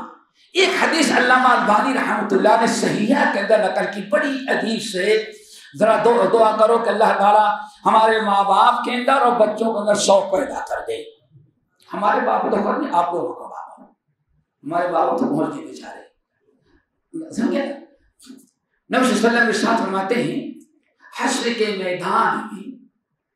میدان میں کالرجل الشاغب، ایک انسان حشر کے میدان میں بھاگ رہا ہے، دوڑ رہا ہے، بھاگ رہا ہے، ادھر جاتا ہے، ادھر جاتا ہے، وہاں جاتا ہے، وہاں چاروں طرف سے بھاگ رہا ہے، کہیں اس کو پناہ نہیں ملے، بھاگتا ہوا گیا، ایک جگہ ایک شخص کھڑا تھا، اس کو پکڑا، کہا تم فلاں، کہا کہ ہاں، کہا اتنے بڑے حشر کے میدان ہم تمہیں کو ڈھونڈ رہے تھے، اللہ تعالیٰ دعا کرو خوش نصیبی ہم کو رات کو نصیب ہو جائے۔ اور دوستو آج ہی سے ٹھان لو، اور جس کے بچے پڑھ رہے ہیں وہ بڑے خوش نصیب ہیں، اس بشارت کو یاد رکھیں، خیرکم من تعلم القرآن وعلمہ۔ اللہ اکبر! وہ انسان پریشان، بے قرار، بے چین، جو کبھی ادھر سے میدان میں جا رہا ہے، کبھی ادھر جا رہا ہے، وہاں نہیں، ادھر بھاگ کر چاروں طرف سے بھاگ رہا ہے، آخر میں ایک شخص کنارے حشر کے میدان میں پریشان کھڑا ہے، پتہ نہیں جنت کا فیصلہ ہوگا، جہنم کو ہوگا، نام اعمال دائیں ہاتھ میں ملے گا، بائیں ہاتھ میں ملے گا، پریشان کھڑا ہے۔ یہ دوڑا ہوا آیا، کون تمہارا فلاں نام ہے؟ کہا کہ ہاں، کہا میں بہت دیر سے تم کو ڈھونڈ رہا تھا، چلو ہم مقصد میں کامیاب ہو گئے۔ لازمی چیز ہے، پریشان آدمی حشر کے میدان میں پوچھتا ہے کہ من انت، آپ کون ہیں؟ کہا کہ میں قرآن اللہ کی کتاب ہوں، تم نے حفظ کیا تھا، تم نے پڑھا تھا، تم نے ہم پر عمل کیا تھا، تم نے لوگوں کو پڑھایا تھا، زندگی بھر جس قرآن کے لیے تم نے اتنی قربانیاں دی تھی، میں وہ اللہ کی کتاب قرآن، تیری تلاوت، تیرا عمل، تیری قرات ہوں۔ اللہ اکبر! اللہ سے فرماتے لیا اور رب کے سامنے قرآن لے کر کے آتا ہے، اس کو دعا کرو ہم سب کو خوش نصیبی نصیب ہو جائے۔ بہت بڑا مقام ہے دوستو۔ لایا گیا لڑکے کو بچے کو لایا گیا اور لانے کے بعد رب کے سامنے قرآن کہتا ہے اللہ یہ وہ بندہ ہے جس نے مجھے یاد کیا تھا، جس نے ہمیں پڑھا تھا، جس نے ہمیں پڑھایا تھا، جس نے ہم پر عمل کیا تھا، جو رات میں تہجد کی نماز میں تو پیروں میں کھڑے ہو کر کے ساری دنیا سوئی رہتی تھی یہ مجھے تلاوت کیا کرتا تھا، میں وہ اس کی تلاوت قرآن اللہ تو جانتے ہیں۔ اللہ فرماتے اچھا رک جاؤ، یہ بچہ آدمی کیا ہے، اس کے ماں باپ فرشتوں کو کہہ دیا ذرا دیکھو اس کے ماں باپ کہاں ہے، بلا کر کے لاؤ۔ ماں الگ پریشان ہے ہمارا کیا ہوگا، پتہ نہیں جنت ہوگی۔ سمجھتے ہیں انبیاء علیہ السلام بھی قیامت میں کیا کہتے ہوں گے، اللہم صلی اللہم نفسی نفسی اللہم نفسی نفسی۔ انبیاء بھی کہتے ہوں گے اللہ مجھے بچا رہا مجھے بچا رہا مجھے بچا رہا، اللہ میرا کیا ہوگا۔ ماں بیچاری کہیں اور پریشان ہے، یوم یفر المرء من اخیہ وامہ وابیہ وصاحبتہ وبنیہ لکل امرئ منہم یومئذ شأن یغنیہ۔ ہر انسان اپنی پریشانی میں ہوگا، کوئی کسی کو پوچھتا نہیں ہوگا۔ فرشتے آئے، ایک جگہ سے ماں کو پکڑا، دوسری جگہ سے باپ کو پکڑا اور دونوں کو کہا چلے، لے کر کے آئے سامنے کھڑے ہوئے تو اللہ فرماتے ہیں پہچانتے ہو اللہ تعالیٰ اس کو میں نے دودھ پلایا، اس کی میں نے پرورش کی، اللہ میں اس کو تحفیظ کے لیے قرآن کے لیے فلاں جگہ مدرسے میں روزانہ اس پوتر تک بیٹھایا پہنچا کے آتا تھا، بھلا اس کو نہیں پہچانتا، میں اس کو پہچانتا ہوں۔ اللہ اکبر۔ اب بیچ میں بچہ ہے، دعا کرو یہ نصیب ہو جائے۔ بیچ میں بچہ ہے، دائیں جانب والدین ماں باپ ہیں، اللہ تعالیٰ بلاتے ہیں کہتے تاج لاؤ، دو تاج لائے گا اور دو جنتی پھلے جوڑے لائے گے۔ ملا کہتے ہیں اوپر والا لباس ہو، نیچے والا جیسے آپ قمیض بھی پہنے، قمیض کو ہلا نہیں کہ جب تک آپ کے ساتھ شلوار نہ ہو، سمجھ گئے چلتی ہوگی، شلوار ہو، سمجھ گئے نا۔ انسان جنت کا ہلا لایا گیا۔ اللہ فرماتے ہیں ان ماں باپ کو پہنا دو پہنے، ماں باپ پہلے پہن لیے تو دو تاج لایا گیا، باپ کے سر پر دوسرا ماں کے سر پر رکھا گیا۔ اب اس کے بعد اولاد کی تقریب ہوتی ہے، اب ماں اور باپ پریشان، اللہ تعالیٰ حفظ تو اس نے کیا ہے میں نے کیا کیا، اللہ اکبر۔ اس کو کہتے ہیں نعمت غیر مترقبہ، اللہ سب کچھ تو بچے نے کیا ہے میں نے کیا کیا ہے۔ لیکن جو لوگ اپنے بچوں کو یہاں سے 200-500 کلومیٹر چھوڑ کے آتے ہیں، جس دن بچہ نانے لگتا ہے ماں کا دل دیکھو، جس دن آتا ہے بچہ ماں کی خوشی کے آنسو ہوتے ہیں، اور جس دن بچہ ماں سے سلام کر کے گاڑی میں بیٹھتا ہے، جس ماں نے آج تک گودوں میں پالا تھا وہ بچہ سال 6 مہینے کے لیے جدا ہونے لگتا ہے، اس وقت ماں کے دل پر کیا گزرتی ہے، ماں جو ہوگی وہ جانتی ہے کیا تکلیف ہوتی ہے۔ شاید کہ رات میں جتنی مرتبہ کرب بدلتی ہوگی وہ اپنے بیٹے ہی کو یاد کرتی ہوگی۔ یہی حالت ماں، کبھی دیکھا ہوگا بچہ گاڑی بیٹھتا ہے تو جہاں تک گاڑی نظر آتی ہے ماں باپ کی نگاہ بچے پر ہوتی ہے، سمجھ گئے نا۔ اللہ فرماتا تم نے کیا کیا، تم نے پتھر باندھا تھا پیٹ پر، صبر کیا تھا، بچے کے اخراجات برداشت کیے، بچے کی رضائی تم نے برداشت کی، رات میں بچوں کو یاد کرتے دعائیں کرتے رہے۔ تمہاری کوئی معمولی کامیابی عمل نہیں ہے، تو بچوں کے پیچھے جو تم نے صبر کیا، قربانی دیا، جو اس کے پیچھے تم نے اتنا اپنی جان کھپائی ہے، اس بچے کے تعلیم کی برکت سے یہ تمہیں دیا جا رہا ہے۔ پھر اس کے بعد ماں باپ کے بعد اللہ تعالیٰ اولاد کی تاج پوشی اور اس کو اجر و ثواب دیتے ہیں۔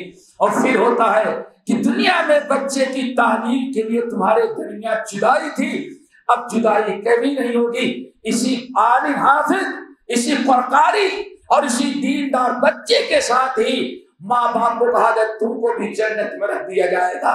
والذین آمنوا واتبعتهم ذریتهم بایمان الحقنا بهم ذریتهم وما التناهم من عملهم من شیء کل امرئ بما کسب۔ دوستو یہ حافظ کا مقام اور یہ ہوا جو سوال جو ماں باپ کو مل رہا ہے. ایک حدیث ہمیں یاد آئی, اسی حدیث کو ہم انشاءاللہ بتا کر کے تھوڑا سا انشاءاللہ جلدی ختم کرتے ہیں. بڑی اہم حدیث ہے دوستو, یاد رکھنا. حدیث کہاں کے؟ صحیح ابن حبان کی, صحیح ابن حبان کی بڑی زبردست حدیث ہے. اللہ ہم سب کو سننے کے ساتھ عمل کرنے کی توفیق نصیب فرمائے. امام ابن حبان اپنے صحیح کے اندر نقل کرتے ہیں, بہت بڑی کتاب ہے صحیح ابن حبان. حدیث کے راوی ہے جابر بن عبداللہ رضی اللہ تعالی عنہ.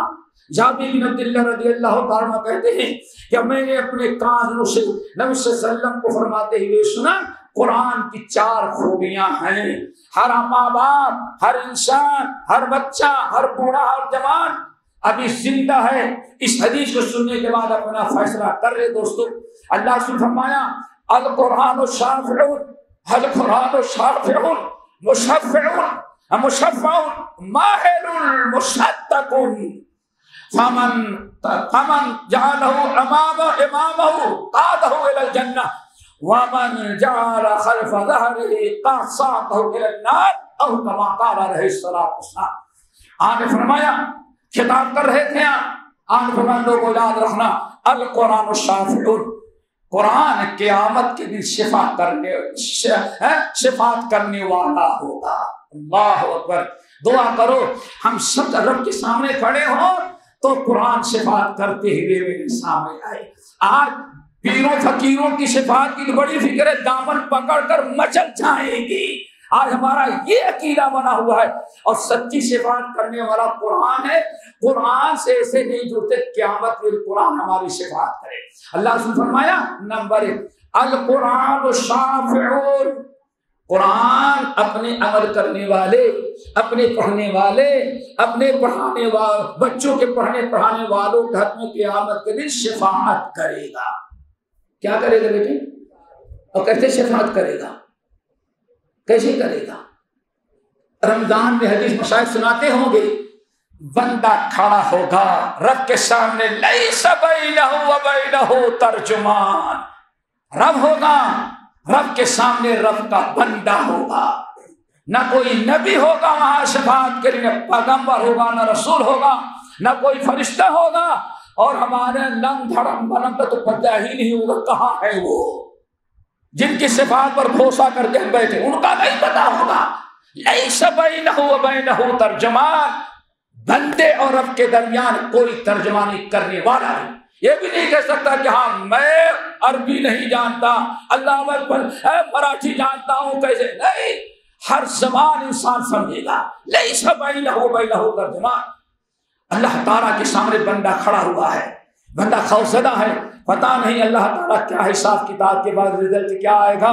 فَأَمَّا مَنْ أُوتِيَ كِتَابَهُ بِيَمِينِهِ فَسَوْفَ يُحَاسَبُ حِسَابًا يَسِيرًا وَأَمَّا مَنْ أُوتِيَ كِتَابَهُ بِشِمَالِهِ فَسَوْفَ کیا ہے فَيَصْلَىٰ سَعِيرًا. يَا لَيْتَنِي اتَّخَذْتُ يَا وَيْلَتَىٰ يَا لَيْتَنِي لَمْ أُوتَ كِتَابِيَهْ. انسان پریشان ہوگا. اتنے میں نگاہ اٹھی تو 2 بڑے بڑے بادل, ایک بادل کانہما غمامتان, بارش کے موسم پہ جیسے 2 بادل آئے بڑی تیزی کے ساتھ آ رہے ہیں. اور دوسری بات کیا ہے, کانہما 2 ایسے ہیں معلوم تھا پرندوں کا 2 جھنڈ ہے, دونوں طرف سے چلے آ رہا ہے. آ کر کے بندہ سامنے ہے, رب حساب کتاب لے رہا ہے, اور ایک دائیں طرف بادل کھڑا ہو گیا اور دوسرا بائیں طرف کھڑا ہو گیا. دعا کرو اللہ تعالیٰ یہی معاملہ ہم سب کے ساتھ کرے. آیا اتنے میں ایک نے آواز اٹھائی, ایک نے اٹھائی, کہتا ہے یا ربی انا الشیام, یا ربی انا الشیام انی منعتہ عن الطعام والشہوات بالنہار. اے اللہ, یہ بندہ جس کا حساب لے رہا ہے یہ وہ بندہ ہے اور میں اس کا روزہ ہوں جو ہمیں رکھا کرتا تھا. انی منعتہ عن الطعام والشہوات بالنہار, دن میں بھوک لگتی تھی کھانا گھر میں رہتا تھا لیکن میں کھانے سے روک دیتا تھا. یہ سمجھتا تھا اگر میں نے کھا لیا تو روزہ ہمارا بیکار جائے گا. رب برداشت کرتا تھا لیکن کھانے نہیں دیتا تھا. میں وہ شراب پیاس لگتی تھی, حلق سوکھتا تھا, کاروبار چھوڑ کر لیٹ جاتا تھا ایسی آن کر کے, لیکن رب پانی رکھا رہتا تھا. میں نے منع کر رکھا پانی اگر تم نے پی لیا تو ہم ٹوٹ جائیں گے. خوبصورت لاڈ پیار محبت کرنے والی بیوی سامنے رہتی تھی, دل چاہتا تھا لیکن میں منع, بیوی کے قریب گئے تو ہم ختم ہو جائیں گے. رب ان تمام چیزوں سے میں نے اس کو محروم رکھا تھا. فشفعنی فی, میں تیری محبوب عبادت روزہ ہوں, میں شفاعت کرتا ہوں, میری شفاعت کو اس بندے کے حق میں قبول کر لے. کیا شفاعت ہے؟ رب اس کے گناہوں کو معاف کر کے اس کے نیکیوں کو قبول کر کے جنت میں داخل کر. اللہ اکبر. یہ ہے دوستو شفاعت. نہ باپ کام آیا, نہ ماں آئی, نہ بیٹا آیا, نہ بیٹی, نہ بادشاہ کی باہش کام آئی, اور نہ آپ کے بڑے بڑے مال, سپر مارکیٹ اور کاروبار اور دکانیں کام آئی. سارا مال بینک میں رہ گیا, اب وہاں آپ کا روزہ آپ کے کام آ رہا ہے. بس اس نے بات پوری کی. اتنے میں دوسرا بادل بول گا, کہتا ہے انا القرآن, اللہ میں تیرا قرآن ہوں. یہ وہ بندہ ہے جو مجھے پڑھتا تھا, مجھے سیکھتا تھا, مجھے اس پر عمل کرتا تھا. انی منعتہ عن النوم باللیل, رب پتہ نہیں کتنی راتیں میرے یاد کرنے میں اس نے صرف کر دیا ہے. کتنی راتیں نیت باندھ کے کھڑا ہو گیا اور تیری نماز شروع کیا. ساری رات مجھے پڑھتا رہتا تھا. اللہ میں تیرا کلام قرآن مجید ہوں, فشفعنی فی, اللہ میں اپنے پڑھنے والے جس کو میں وہ قرآن ہوں جس کو اپنے سینے میں رکھا, اپنے عمل سے لگایا, اللہ تعالیٰ میری شفاعت کو قبول کر لے. آگے کیا نتیجہ نکلا؟ اللہ سے فرماتے ہیں ادھر روزے نے اور ادھر قرآن نے جب دونوں نے شفاعت کیا, فیشفعان, اللہ نے دونوں کی شفاعت کو قبول کر کے بندے کو جنت میں داخل کیا.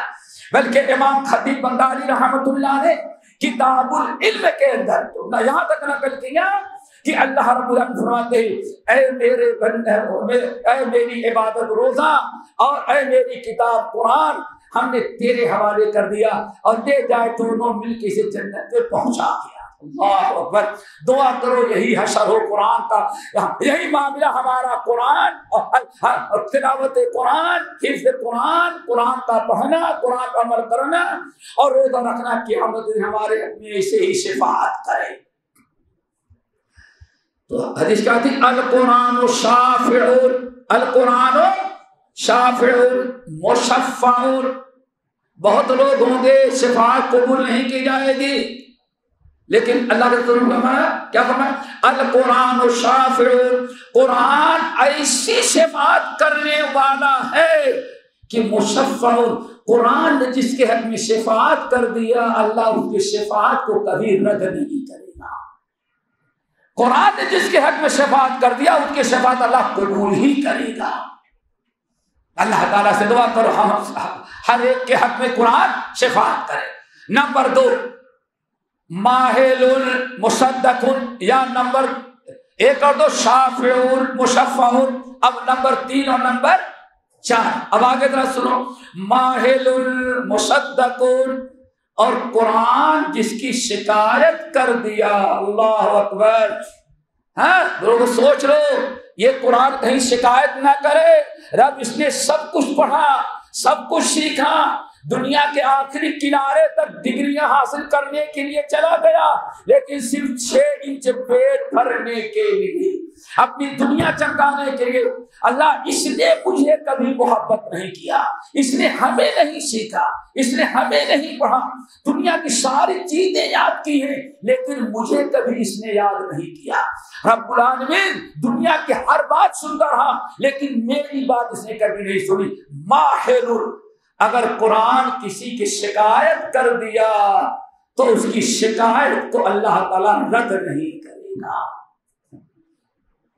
ماہر مصدق, اور قرآن جس کے حق کی شکایت کر دیا قرآن کی شکایت کے مطابق ہی اللہ تعالیٰ اس کے ساتھ معاملہ کرے گا. قرآن کی شکایت کو اللہ تعالیٰ رد نہیں کرے گا، ٹھکرائے گا نہیں. پھر آگے سن لیا آپ نے 4 چیزیں، شافع ہے، مشفع ہے، اور دوسری طرف ماہر اور مصدق. کہیں ایسا نہ ہو اللہ تعالیٰ اس نے تو کبھی نہیں عمل کیا، بس پڑھ پڑھ کر کے دکانوں میں برکت تک کے لیے پڑھتا تھا، پیسہ لے کے اپنی جیب گرم کرتا تھا. کہیں ایسا نہ ہو اللہ خود عمل تو نہیں کیا، پیسہ لے کر کے پڑھ پڑھ کر کے بخشتا رہتا تھا، مردوں کو کرائے پر چلتا تھا، قرآن کا بزنس بنا رکھا تھا. یہ نوبت نہ ہے ورنہ گردن لگ جائے گی. ماہر مصدق. اب اگلا جملہ نہ سنو، آپ ارشاد فرمائیں فمن جعلہ امامہ یا امامہ، جس نے ہر وقت قرآن کو اپنا راہبر، اپنا پیشوا، اپنا قائد سمجھا، یا امامہ جس نے ہر وقت اپنے سامنے اللہ کی کتاب کو رکھا، ہمیں وہی کرنا ہے جس نے یہ کہا، قرآن نے کہا، ہمیں اس کے قریب نہیں جانا جس سے اس نے منع کر دیا. جس شخص نے ہر وقت قرآن کو اپنا راہبر، اپنا پیشوا، اپنا گائیڈ سمجھا، قادہ الی الجنہ، جیسے دنیا میں یہ قرآن کے پیچھے پیچھے چل رہا تھا، قیامت کے دن اللہ تعالیٰ نے قرآن اس کو گھر لے کر کے جائے گا، جنت تک پہنچا دے گا. قادہ الی الجنہ، قرآن اس کو جنت تک لے کر کے جائے گا. لیکن اس کے بعد کہا وَمَنْ جَعَلَ خَلْفَ ظَهْرِهِ، جس نے سب کچھ آگے رکھا، قرآن کو پیٹھ پیچھے ڈال دیا، پیچھ پیچھے ڈال دیا. اللہ نے کس نے فرمایا قادہ الی النار، یہی قرآن اس کو گھسیٹ کر کے کہاں لے کے جائے گا؟ جہنم میں. دوستو ذرا قرآن کے بارے میں لاپرواہی نہ کرو. پڑھنے میں، پڑھانے میں، یاد کرنے میں، سیکھنے میں، سکھانے میں اپنی اولاد کو آج بڑے افسوس کے ساتھ کہنا پڑتا ہے. آج مسلمانوں میں ایک بڑا طبقہ ہے جو دیکھ کر کے عربی میں قرآن تو سورۃ الفاتحہ بھی نہیں پڑھ سکتا. وہ کیا کہے گا؟ نہیں مراٹھی میں لکھ کر کے دیں، ہندی میں لکھ کر کے دیں، گجراتی میں لکھ، تب ہم قرآن پڑھیں گے. ماں باپ نے قرآن سے اتنا دور رکھا کہ عربی قرآن میں پڑھنا نہیں آتا. ہاں ہم کبھی خطبے میں یا درس میں کوئی دعا بتا دیے، شوق ہے، کہتا ہے شیخ صاحب ذرا دعا لکھ کر کے دے دیں، بھائی نکال کر لو. میں عربی نہیں عربی نہیں پڑھ سکتا، آپ کیا کریں گجراتی میں لکھ کے دے دیں یا ہندی میں لکھ کر کے دے دیں. یعنی اتنی بڑی بدبختی، قرآن سے اتنی دوری کہ انسان اپنے بچے کو عربی میں قرآن پڑھنا بھی نہیں سکھاتا. ایک قیامت کے دن پتہ چلے گا دوستوں. مشکات حدیث کی کتاب نام سنا ہے؟ مشکات کتاب الطہارہ کی پہلی حدیث. اور صحیح مسلم کا نام سنا ہے؟ صحیح مسلم کتاب الطہارہ کی پہلی حدیث. اللہ نے ارشاد فرمایا اے لوگو سن لو، الطہور شطر الایمان، الطہور شطر الایمان والحمدللہ تملأ المیدان وسبحان اللہ والحمدللہ تملأان ما بین السماء والارض والصلاۃ برہان والصلاۃ نور والصدقۃ برہان والصبر ضیاء والقرآن حجت لک او علیک والقرآن حجت لک او علیک فکل الناس یغدو فبائع نفسہ او موبقہ او کما قال الاسلام. بڑی کئی چیزیں بیان کی حدیث میں. آج لوگ القرآن الطہور شطر الایمان، وضو آدھا ایمان ہے. نمبر 2 والحمدللہ تملأ المیدان. اگر کوئی مرد مومن صدق کے دل کے ساتھ، خالص نیت کے ساتھ، خشوع خضوع کے ساتھ ایک مرتبہ الحمدللہ پڑھتا ہے تو الحمدللہ سے اللہ تعالیٰ خوش ہو کر کے اتنی نیکیاں دیتا ہے، قیامت کی نیکیوں کا ترازو صرف الحمدللہ سے بھر جائے گا. نمبر 4 اللہ اکبر. آپ نے ساتھ فرمایا. نمبر 3 وسبحان اللہ والحمدللہ تملأان ما بین السماء والارض بین السماوات والارض. اگر انسان الحمدللہ کے ساتھ کیا پڑھ لے؟ سبحان اللہ. کیا پڑھ لے؟ الحمدللہ سبحان اللہ. تو کتنی نیکی دیتا ہے؟ تملأان ما بین السماوات والارض یا تملأ ما بین السماء والارض. اللہ ان دونوں کلموں کے پڑھ لینے کے بعد اتنا ثواب دیتا ہے جس سے زمین اور آسمان کا خلا جو ہے پورا بھر جائے۔ آگے والصلاۃ نور، نماز پڑھتا ہے بندہ تو اللہ اس کو نور ایمان عطا کرتا ہے، جو نماز نہیں پڑھتا اندھیرے میں رہتا ہے نور ایمان سے محفوظ ہے۔ آگے والصدقۃ برہان، اور صدقہ خیرات سچے مومن ہونے کی دلیل ہے۔ یا قیامت کے دن حشر کے میدان میں جہنم سے بچنے کے ایک نوٹ اس کے پاس ہوگا، دلیل ہوگی کہ ہاں جہنم سے بچنے کے لیے اس نے صدقہ کیا تھا۔ آگے والصبر ضیاء، اور صبر جو ہے بہت بڑی روشنی ہے، بہت بڑی روشنی ہے۔ جو انسان صبر کرتا ہے اللہ تعالیٰ اس کا دل ایمان سے نور ایمان سے بھر دیتا ہے۔ آگے دوستو اور سنو، اللہ نے ارشاد فرمایا کہ وَالْقُرْآنُ حُجَّةٌ لَكَ أَوْ عَلَيْكَ، میرے امت کے لوگوں یاد رکھنا یہ قرآن جو میں تمہارے درمیان چھوڑ کے جا رہا ہوں، اب فیصلہ خود کرنا۔ قرآن یا تو تمہارے حق میں شفاعت کرے گا یا تمہارے خلاف اللہ تعالیٰ کے ہاں کیس کرے گا۔ پتہ چل جائے کہ ہاں فلاں نے کیس کر دیا ہے تب تو دیکھ کتنی بھاگ دوڑ، وہاں کوئی پڑوسی کوئی جائیداد پراپرٹی کے کیس نہیں ہوگا، کیس کرنے والا کون ہے؟ والقرآن او حجۃ او علیہ، قرآن اللہ کے دربار میں کیس دائر کرتا ہے۔ رب اس نے ہمیں پڑھا نہیں، ہم پر کو سیکھا نہیں، ہم پر عمل نہیں کیا، ہم ضیاء حدودی، ہم نے جن چیزوں سے منع کیا تھا وہی اس نے کیا، اور جن چیزوں کو ہم نے حکم دیا تھا ان کو کبھی اس نے ادا نہیں کیا۔ سوچو اللہ فرماتا ہے قرآن کیس دائر کرے گا، شکایت کرے گا رب کے درمیان۔ کوئی پیروی کرنے والا چاہے تو قرآن شکایت کر رہا ہے۔ پھر ہمارے کچھ لوگ کہتے ہیں چلے بھائی شفیع المذنبین کریم سب کچھ ہے، اللہ کے نبی بخشوا دیں گے، کیا خیال ہے؟ بابا بھی نہیں بخشوائے تو کون بخشوا دے گا؟ سرکار تو عالم کیا کر دیں گے؟ سرکار تو جس کے خلاف قرآن کیس کر دے گا سرکار تو عالم بھی اس کی حق میں شفاعت نہیں کریں گے۔ آئی بات سمجھ میں؟ کیا خیال ہے؟ اچھا نہیں لگ رہا ہے میرے خیال سے؟ نہیں، سرکار تو عالم پہنچا دیں گے۔ کہتے ہیں نا محمد کیا ہے، خدا جو پکڑے محمد چھوڑائے، محمد جو پکڑے کوئی نہ چھوڑائے، اللہ سے بھی زیادہ پاور کس کو؟ یہ بھول جاؤ سورۃ فرقان، قرآن جس کے خلاف کیس دائر کر دے رسول بھی اس کے خلاف اور کیس دائر کر دیں گے۔ کتنا بڑا مجرم اللہ نے اللہ کی کتاب کیس دائر کرے، اور کون کیس دائر کرے؟ ہے کوئی دلیل؟ سورہ فرقان وقال الرسول یا ربی ان قوم اتخذوا هذا القرآن مہجورا، قیامت کے دن بڑا ہوگا میدان، کس کا انتظار کر رہے ہو؟ شفیع المذنبین آئیں گے، ابھی سب کو چھوڑا کر کے جنت میں داخل کر دیں گے۔ آخرکار رسول آ گئے، اللہ فرمائے کہ محمد صلی اللہ علیہ وسلم یہ سارے آپ کے امتی ہیں، یہ آپ کے انتظار میں، آپ آئیں گے تو شفاعت کریں گے، لیکن قرآن تو پہلے کیس دائر کر چکا ہے، اور قرآن حجت علیہ پہلے کیس دائر ہے۔ پیارے نبی آج کیا کہیں؟ اس پر اور بھڑکا دیا اللہ سے، اور ڈبل کیس کر دیا۔ اللہ فرماتے آپ کی شفاعت کے منتظر ہیں۔ اللہ رسول کیا فرمائیں گے؟ وقال الرسول یا ربی ان قوم اتخذوا هذا القرآن مہجورا، اللہ ان بدبختوں کے شفاعت نہیں کریں گے، کیوں؟ انہوں نے قرآن سے دوری اختیار کر رکھی تھی۔ کہاں گئی آپ کا عقیدہ؟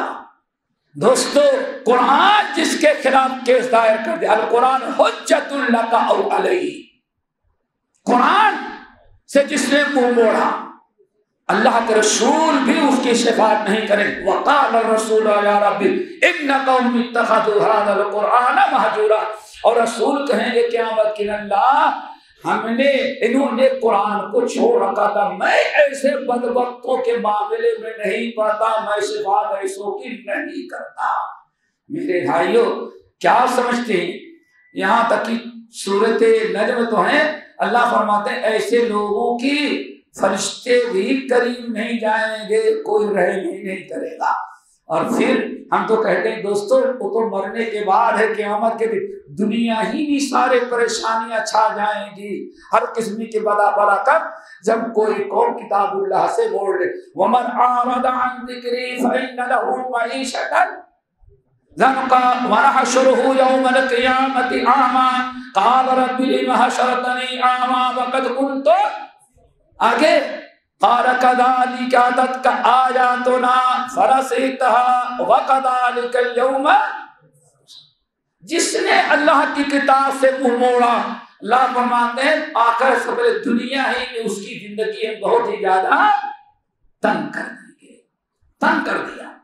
اب جب رب تنگ کر دے گا تو کوئی تنگی کو اٹھانے والا نہیں, نہ وظیفہ نہ تعمیر نہ اور کوئی چیز کام آئے گی.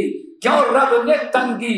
اب دوبارہ اگر کہنا تو قرآن کی طرف لوٹنا پڑے گا دوستو. اور قیامت کے دن اٹھایا گیا تو اندھا اٹھایا گیا. تو دوستو قرآن سے جڑنا بہت ہی بڑی چیز ہے. قرآن سیکھنے, قرآن سکھانے, قرآن پڑھنے, قرآن پڑھانے. اور وہ ماں باپ بہت خوش نصیب ہے, میں نے کہا, جو اپنے بچوں کو قرآن کے سیکھنے سکھانے کے لیے وقف کرتے ہیں, ٹائم نکالتے ہیں, ان کے پیچھے محنت کرتے ہیں, اور قوم کا ایک لیے بہت بڑا راستہ. اور دوستو یاد رکھنا, ایک حدیث یاد آتا ہے, اسی کو بتا کے ہم ختم کر دیتے ہیں. اللہ سن فرمایا ان لتلک الخیرات خزائن. ابن ماجہ وغیرہ کی روایت ہے, بہت بہترین ہے, پھر کسی اور موقع پر آج فرمایا نیکیوں کا گودام ہے. گودام سمجھتے ہو نا, کیا ویئر ہاؤس کیا کہتے ہیں, گودام سب بھرا ہوا ہے, تالا لگا ہوا ہے. کتنی پیاری مثال. ان لتلک الخزائن لتلک الخیرات خزائن. لوگوں یہ جو نیکیاں ہیں ان کا گودام ہے اور اس میں تالا لگا ہوا ہے. حدیث یہ شعر ہے نا, یہ حدیث ہے نا, تالا لگا ہوا ہے. فَطُوبَى لِمَنْ جَعَلَهُ اللَّهُ مِفْتَاحًا لِلْخَيْرِ وَمِغْلَاقًا لِلشَّرِّ. ہماری ساری دعائیں خیر و برکت کی اس امتی کے لیے جس کو اللہ تعالیٰ نیکیوں کی چابی بنا دے اور برائیوں کا تالا بنا دے. کیا سمجھے؟ حدیث کا پہلا جملہ اگر آپ نے دیکھا تو سنا تو یاد ہو, نیکیوں کے کیا ہے بیٹے, گناہ ہے, تالا لگا ہوا ہے. اب اگر کسی نے وہ تالا کھول دیا, چابی ہے سب کے پاس تو ہوگی نہیں, چابی تو شیخ صاحب کے پاس ہے, 2500 لیبر آ کے سامنے کھڑے ہوئے ہیں, دیکھا, کیونکہ چابی والا نہیں ہے, چابی والا تو شیخ ہے. اب آئے شیخ نے تالا کھول دیا تو ماشاء اللہ سب کھل گیا. نیکیوں میں تالا لگا ہوا ہے, نیکیوں کے بڑے بڑے گناہ اللہ نے بنائے ہیں لیکن کھلا تالا لگا ہوا ہے. فَطُوبَى لِمَنْ جَعَلَهُ اللَّهُ مِفْتَاحًا لِلْخَيْرِ. ہماری ساری دعائیں ہیں خوشحالی کی, برکت کی, مغفرت کی, رحم و کرم کی, عروج و ترقی کی, جنت میں جانے کی ساری بشارتیں ہیں. کس کے لیے؟ جس کو اللہ نے نیکیوں کے گودام کی چابی بنا, مفتاح چابی بنا دیا. کیسے ہوتا ہے؟ میں ایک مثال دوں. ہمارے گاؤں میں, ہمارے یہاں کوئی عالم نہیں تھا, ماشاءاللہ. مولوی صاحب آتے تھے تو نخرے دکھائے, روڈ پر اتر جاتے تھے, گاؤں کے لوگ ڈولی آتے ہو نا, ڈولی آتے تھے. اب مسلمان بیچارے ڈولی پر مولانا صاحب پان کھاتے مرنے سے رہتے تھے, تو پان کی دکان پہ کوئی ہے. اب ہم پریشان, اور پھر مولوی صاحب آئے تو کہیں کہ پہلے شرط رکھتے تھے, دیکھو ناشتے میں 3 انڈا اور 6 پراٹھے ہو, دیسی گھی کے ہو, ڈالنے کا نہیں ہوئے. یہ بتا رہا ہوں میرے یہاں یہ ہوتا تھا, ہم لوگ کر چکے ہیں نا. اور پھر 3 مرتبہ چائے گڑ کی نہیں چاہیے, چائے چینی کی چاہیے. تو ہم بھی جاتے تھے بنیا سے کہتے تھے تو بنیا بیچارہ کتنی چائے 2 کپ چائے بنے گی، مجھے سب صبح پیے گی شام کو، تو وہ حساب لگاتا کہ 1 پیالی چائے میں 2 چمچہ چائے، تو 4 چمچے کے چینی دیتا تھا اور دیتا اور کاغذ کے پڑیا میں لپیٹ کر کے، اور 1 چمچہ وہ دیتا تھا کیا چائے پتی لے کے آتے تھے۔ اب وہ گھر میں پکتا تھا، ہم لوگ للچائی نگاہ سے اسے دیکھتے تھے، لیکن بات ہوتی تھی بچوں کو دے دے گا جب مولانا کا کب پڑ جائے گا۔ یہ حالت تھی۔ آئے پھر تقریر کے بعد کم سے کم 2 گھنٹے ان کا پیر دبایا جائے، بیوی سے کبھی نہیں دباتا رہا ہوگا، نہ مریدوں سے دبانا پڑتا تھا۔ میرا سب چل رہا تھا، میرے والد محروم تھے، اللہ خیر دے، ان کے دل میں ایک تڑپ پیدا ہوئی، فوج میں بھرتی ہونے کے لیے جا رہے تھے، دادا تھپڑ مار کر کے واپس لائے، کم وقت انگریز کی غلامی کرے گا، والد صاحب کو بھی تھپڑ پڑا، تو انہوں نے سوچا کہ اب ذرا کسی سے قرآن سیکھ لو، تو جو ملا ہوتے ہیں قرآن سیکھنا شروع کر دیا۔ اب قرآن اچھا سیکھنے لگے، تو جو استاد پڑھاتا تھا بڑا اچھا لگتا تھا قرآن کو، تو والد صاحب نے ٹھان لیا کہ اللہ مجھے بیٹا دے گا تو میں بھی حافظ بناؤں گا۔ کسی جلسے میں گئے، کسی عالم نے تقریر کی، اچھی لگی تقریر، اللہ مجھے بیٹا دے گا تو میں بھی اپنے بیٹے کو عالم بناؤں تاکہ ایسے وہ بھی تقریر کرے۔ صرف ایک والد کی خواہش و تمنا تھی، پورے گاؤں میں کوئی تصور نہیں تھا بھائی باہر سے عالم مل جاتا تو بیٹے کو عالم بنا کے زندگی کیا برباد کرنا ہے۔ والد صاحب نے سب سے پہلے انسان ہے جنہوں نے اپنے بچے کو عالم اور حافظ بنانا شروع کیا۔ تالا لگا ہوا تھا صدیوں سے، نیکیوں کا خزانہ تو تھا، گڈان تھا، تالا لگا تھا، چابی نہیں تھی۔ اللہ نے چابی کس کو بنا دیا؟ ہمارے والد مرحوم کو۔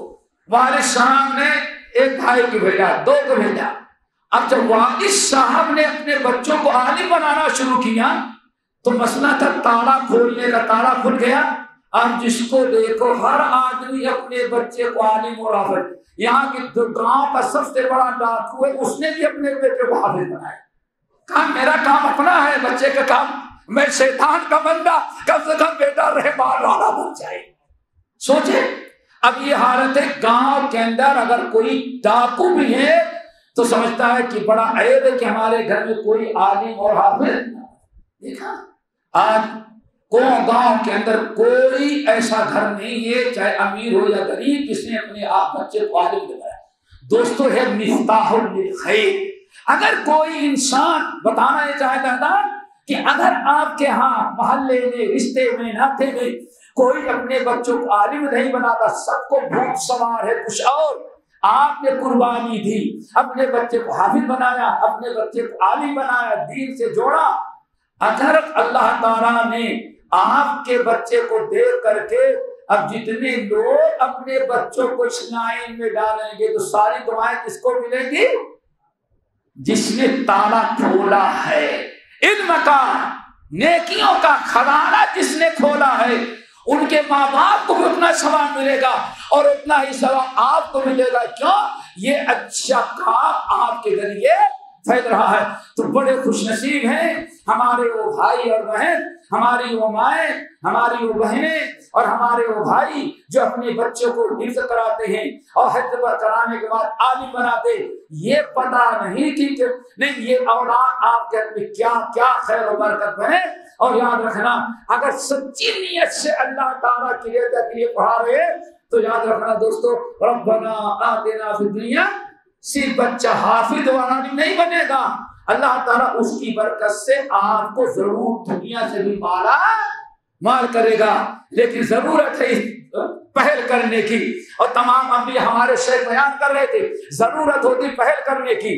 تمام نیک بندوں کا طریقہ کیا ہے بیٹے؟ کیا ہے؟ ربنا هب لنا من ازواجنا آگے وذریاتنا قرۃ اعین اللہ کے نیک بندے تہجد کی نماز پڑھتے ہیں، اللہ کی عبادت کرتے ہیں، رو رو کر کے دعائیں کرتے ہیں، ربنا ہب لنا من ازواجنا، اللہ مجھے ایسی بیوی دینا، بیوی دعا اللہ مجھے ایسا شوہر دے گا، ماں باپ دونوں کرتے ہیں، اللہ ہمیں ایسی اولاد دینا جو ہمارے آنکھوں کے ٹھنڈک ہو، وجعلنا للمتقین اماما، اللہ نیک کاموں میں سب سے آگے آگے پہل کرنے والا بنانا۔ اللہ اکبر! کیا کبھی آپ نے غور کیا کیا دعا مانگتے ہیں؟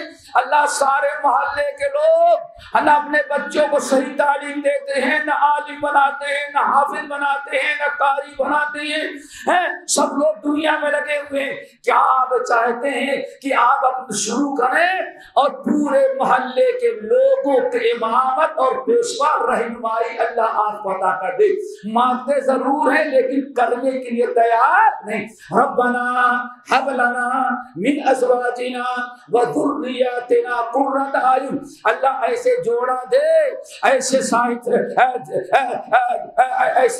ایسے جوڑا دے، ایسے بیوی دے، ایسا شوہر دے، ایسی اولاد دے جو آنکھوں کی ٹھنڈک بنے، اور آخر اللہ تمام دینداروں کی پیشوائی ہم کو عطا کر دے۔